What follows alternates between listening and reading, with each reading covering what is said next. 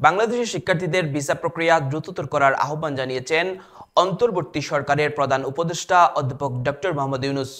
সোমবার 10 ফেব্রুয়ারি রাজধানীর তেজগাঁওয়ের প্রধান উপদেষ্টার কার্যালয়ে কানাডার আন্তর্জাতিক উন্নয়ন মন্ত্রী আহমেদ হুসেইনের সঙ্গে বৈঠকের সময় ডক্টর মোহাম্মদ ইউনূস আহ্বান জানান। প্রধান উপদেষ্টার আহ্বানের জবাবে কানাডার মন্ত্রী বলেন, আমরা শিক্ষার্থী ভিসার সংখ্যা কিছুটা কমিয়েছি, তবে এটি বাংলাদেশকে লক্ষ্য করে করা হয়নি। বৈধ বাংলাদেশি শিক্ষার্থীদের জন্য আমাদের দরজা সবসময় খোলা।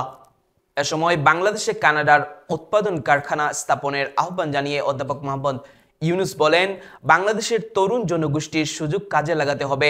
দেশকে একটি উৎপাদন কেন্দ্র হিসেবে গড়ে তুলতে কানাডাকে তাদের উৎপাদন কারখানা বাংলাদেশের স্থানান্তরের কথা জানিয়েছেন তিনি। বৈঠকে বাংলাদেশ ও কানাডার মধ্যে বাণিজ্য ও বিনিয়োগ সম্প্রসারণে বিদেশি বিনিয়োগ প্রচার ও সুরক্ষা চুক্তি FIPA নিয়ে চলমান প্রযুক্তিগত আলোচনার বিষয়ে আশাবাদ প্রকাশ করেন।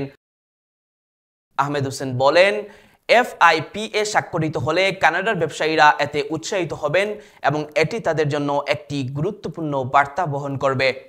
কানাডাকে বাংলাদেশ থেকে পাচার হওয়া অর্থ ফেরত আনার উদ্যোগে সহায়তা করার আহ্বান জানিয়ে প্রধান উপদেষ্টা বলেন, কানাডা একটি এলাকাকে বেগমপাড়া বলা হয়, যেখানে দুর্নীতিবাজ ব্যক্তিদের পরিবার বসবাস করছে।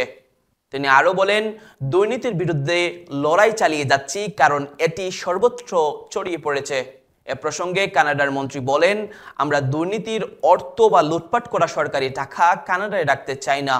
বৈঠকে বাংলাদেশের অন্তর্বর্তী সরকারের প্রতি কানাডার সমর্থন পুনর্ব্যক্ত করে কানাডার মন্ত্রী আরও বলেন, আমি জানি বাংলাদেশের জনগণ আপনাদের প্রতি তাদের আশা ও প্রত্যাশা নিয়ে তাকিয়ে আছেন। এ সময় বাংলাদেশে চলমান সংস্কার কার্যক্রম, আসন্ন জাতীয় নির্বাচন এবং মিয়ানমার থেকে আসা রোহিঙ্গা শরণার্থীদের সংকট নিয়ে আলোচনা হয়। বৈঠকে বাংলাদেশে নিযুক্ত কানাডার হাই কমিশনার অজিত সিং এবং টেকসই উন্নয়ন লক্ষ্যমাত্রা বিষয়ক সিনিয়র সচিব লামিয়া মোর্শেদ উপস্থিত ছিলেন।